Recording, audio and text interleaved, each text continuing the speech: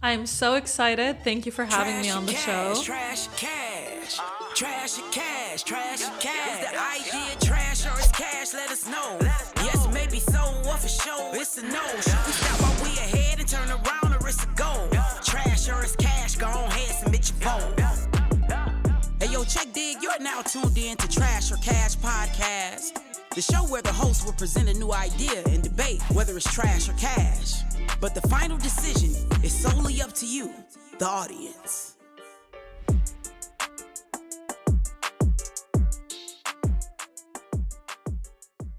Hey guys, what's up? Welcome to the Trash or Cash Podcast, a show for entrepreneurs by entrepreneurs. So the idea about all this is simple. A couple entrepreneurs like us, we get together, we pitch each other an idea that we think might have the potential to become a really big, successful business idea, right? But as you know, not all ideas are good. So when reality sets in, it might not be that good of an idea depending on what the person across the table thinks about it. But, you know, it's all up in our head till then. Let's get it out here on the table. So we're going to have our wild ideas out there to show each other. Try to figure out if something that we brought up is either a cash idea, meaning it's a good idea, or if it should just really just be trash. So that's it. I mean, that's as simple as that. So, and the thing is, who knows? Like one of these ideas might go out there in the world and be the next unicorn, the next Facebook, the next big thing. Who knows, right? So, but we don't know. We're just gonna be out here figuring it out, right? So that's it. That's the whole purpose of the idea. So you excited about that? I'm so excited. Thank you for having me on the show. You're welcome. So that sexy voice, my friends, if you're not watching but just listening, is Sal Matt. How do you say your last name again, Matt? Al Madinelli. Madalani, right? And I'm not going to even take a wild guess on where that comes from. You can share that with us if you want to. But here's what you should know about Sal. We met through a mutual friend, Nihat, who actually helped us buy our house. And we ran into each other at one of the meetups, right? Like it was a real estate meetup, and then got to know each other. And then I was like, oh, I'm in the same space. I do this thing with Airbnb hosts. You're on Airbnb way more than just on Airbnb, obviously, but like you have a whole property management company that is a high-end vacation rental property. And I say high-end because she asks for people, like we have a big Facebook group, and she always is asking for these, hey, does anybody know where I can find a castle on a mountain somewhere in the middle of Tampa for this Arabian prince that's coming into town? You're and funny. he's very particular, and there's got to be a lake and a beach and an airplane plat and like all these crazy requests. And people are like, who's this person's like guest? Like who's her clientele? But like it's always it's never a normal ask. It's always some like high end kind of ask. And it's just like, man, you know, she's obviously onto something. She's obviously connected, and you know, she's a really great person. So that's the other thing. Like you can't never really tell when you meet a person online who they really are. But as we got to know each other, she's really sweet. And now we're vibing here. Like this right here is a month ago. I would have never thought we were actually doing this. So that's pretty cool. Sal, I want you to talk and tell us exactly about your, what is it, coastal property? What is it? Suncoast? I forget. I can help you out. Help me out. I don't want to leave anything important out. I got you, Jason. That's what I'm here for. So it's called the Sunshine State Hosting. We got our name from being centrally located in the south of Florida. And of course, for everyone who is already from Florida or is not, you already know that we are known for the sunshine. So it's called the Sunshine State Hosting. And just in a nutshell, what we do is we do property management for vacation rentals. We'll turn a house that is empty into, a little mini resort. And we try to really take the hotel world and the vacation world and put it into one with the Sunshine State Hosting.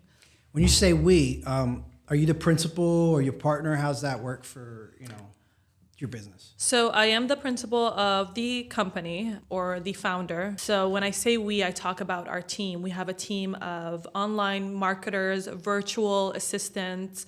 We have cleaners. We have handymen. That's what I mean by we. How did you get into this particular business, if I may ask? Like, what, did you fall into it? Did you inherit it? Were you always in the hospitality business? Like, how did Sal become my property pal? Gee, trademark. Yeah. So I love that question, actually, Jason. I'm glad that you asked it. The way I fell into it, just it was kind of interesting because I kind of was tired of working for corporate and living paycheck to paycheck. And I just started with my own pad. I started with half of the place that I was, living in. I needed to pay rent. And my sister had gotten accepted to a university in New York, and it was just getting tough. And so I thought about ways to make passive income, and what came up for me was Airbnb. Soon after doing half of my pad, I had a couple from Canada stay at my pad, half of my pad, and they said they had 12 properties. Mind you, I'm running around like a chicken with its head cut off, trying to manage only half a pad. And I was like, wait, how are you doing that? And they basically, Jason just took me under their wing and were like, kind of like the Rich Dad, Poor Dad methodology. I don't know if you read the book, but if you didn't, please check it out. It changed my life. For an exchange of, helping them with their 12 properties, I gained experience, and they gained a property manager. So are those the people you partner with for this, or this? No, they were just the people who took you under their wing, and they educated me on how to do what I do today. Got it. And that's funny. You kept saying pad. It's funny because long story short, I used to run about 25 doors of Airbnb in Philly, which is kind of what brought us together over time here. Right. And I'm about branding, so I used to call it Dad's Pads. And I used to catch crap from my friends. Oh, is that like a diaper? And I'm like, yeah, it's a diaper. Shut the hell up and just rent this property. But it was just funny to me because I knew that was going to happen. It was like, because the word pad doesn't work for everybody, but the fact, and then I think, there's also a book called Get Paid for Your Pad, and that's probably another reason why you call it that. I think I actually recommended that book. Well, we're going to talk about that too, because I was going to ask you a recommendation. Sorry, I blew up the spot, but no, I'm just kidding. No, we could talk about that later, because I actually, fun fact, and I'll leave it till then. We're going to circle back to that. Of course. So real quick, I want to ask you 3 questions, and I usually ask these questions of everybody that I'm trying to get to know better, or just basically introduce to my friends, let's say. And the answers that you give always give me a pretty good idea of like what you really care about, and where you're headed in life. So that's my get to know you question. So are you ready for those? Absolutely. Okay. So go for it. What are you most proud of? I am most proud of basically having the Sunshine State not even, being a thing, and starting about 6 years and a half ago, and making this into a company, into giving others a job, giving others hope, especially, in the past time of 2020, giving people hope that, they could start something from nothing. I think that's what I'm most proud of. Sounds like in your journey, you've probably helped the same way you were helped, if I'm hearing it right. A few people who had no idea what to do, maybe they were in a tough spot, had a property, and there was it was drowning or whatever, and you kind of helped them make money out of something that was basically a problem to them before, and you gave them a solution that helped everybody. Is that accurate? Did you have a couple people like those you kind of... That is absolutely accurate. I did have people who didn't know what they were going to do, what their next move was, and vacation rentals and having an STR, that's short for short-term rental, turn nothing into an income. So how many of these do you manage right now, if you don't mind me asking? So we're at 23. Okay. And that means... All here, local, or...? All South Florida. South Florida, got it. Yeah.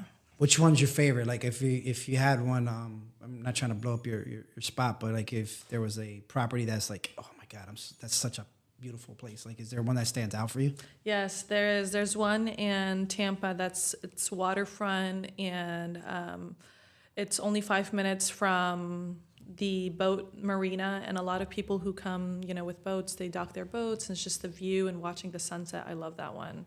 And you can go kayaking. How big is it? I don't know from the top of my head how big. How many does it sleep? It sleeps 8. Okay, got it. Exactly how many I have in my family. Look at that. Look at that. What are you most excited about right now? I'm excited about seeing how fast and how big that the Sunshine State could scale. I'm excited about, adding more people to my team, people who are in the same industry, who have the same expertise. I'm really looking to grow, and I'm excited to see where that will take, where that will take us. Hospitality industry is definitely interesting. Yeah, it is. It can go a lot of different ways. As we've witnessed with Airbnb, the rise and fall, and then kind of like what's some of the offshoots that have developed from that, and alternative sort of businesses, because the market's always changing. So I'm definitely interested to see how this. What's cool about Florida and here, I mean, just anything near water is like it's always going to be a destination. So you don't really have to worry about it like say up north or some other places where it's kind of super seasonal. Here, I think the low season's like maybe 2 months out of the year, possibly 3. So a lot more seasonality here. So that makes it a prime spot to kind of put your flag down and do that business here. Yeah. What is your vision for the future?